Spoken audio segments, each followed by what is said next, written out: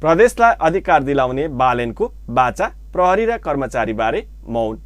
नेपाल संघीय लोकतान्त्रिक गणतन्त्रात्मक शासन व्यवस्थामा प्रवेश गरेको 1 दशक बित्यो, तर अझैसम्म पनि 3 तहका सरकारको अधिकार क्षेत्रसँग सम्बन्धित कैयन विषयका संघीय कानून बन्न सकेका छैनन्, जसको परिणाम संविधानत स्थानीय तह र प्रदेश सरकारको प्राप्त गरेका अधिकार उपयोग गर्न पाएका छैनन्। संविधान जारी भए यता हरेक निर्वाचनमा दलहरूले संविधान कार्यान्वयन र संशोधनको विषयलाई महत्त्वका साथ उठाउने गरेका छन्। 2074, 2079, 2082 का तीनवटै चुनावमा यो विषय चुनावी घोषणापत्रमा समेटिएका विषय हुन्। संविधान जारी गर्दा राजनीतिक शक्ति मात्रै होइन, यसपछि जन्मिएका पार्टीहरूले समेत संविधान कार्यान्वयन र संशोधनको विषयलाई महत्त्व दिएका छन्।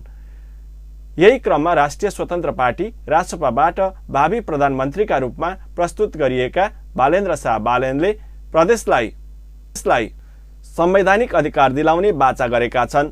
झापा 5बाट प्रतिनिधि सभा सदस्य उम्मेद्वार रहेका बालेनले सोमबार आफ्नो बाचा पत्र सार्वजनिक गर्दै प्रदेशलाई संवैधानिक अधिकार दिलाउने प्रतिबद्धता जनाएका हुन्। स्थानीय तह तथा प्रदेश सरकारलाई संवैधानिक अधिकार प्रत्यायोजन सुनिश्चित गर्न महत्त्वपूर्ण भूमिका निर्वाह गर्दै राष्ट्रिय स्वतन्त्र पार्टीको सरकार गठन भएमा स्थानीय, प्रदेश र संघीय सरकारको समन्वय तथा सहकार्यमा निम्न कार्यहरू 5 वर्षभित्र सम्पन्न गर्ने प्रतिबद्धता व्यक्त गर्दछु, बालेनको बाचा पत्रमा उल्लेख छ।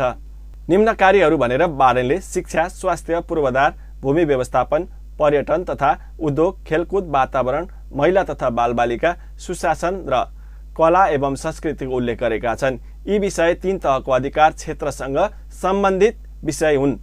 सम्बन्धित मन्त्रालयसँग समन्वय गरी संघ, प्रदेश र स्थानीय तहका विकास योजनाको प्रभावकारी अनुगमन गर्नेछु, बालेनको बाचा पत्रमा बनेका छन्। स्थानीय तथा प्रदेश सरकारको योजनाहरू संघीय तहबाट छिटो र सहज र परिणाममुखी रूपमा कार्यान्वयन हुने वातावरण सिर्जना गर्नेछु।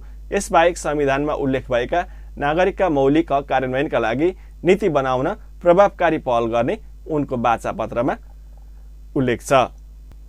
बाचा पत्रमा समावेश गरिएका अन्य विषयहरू: प्राथमिकतामा शिक्षा र स्वास्थ्य, भूमि समस्या समाधानमा जोड, प्रहरी र कर्मचारी बारे मौन।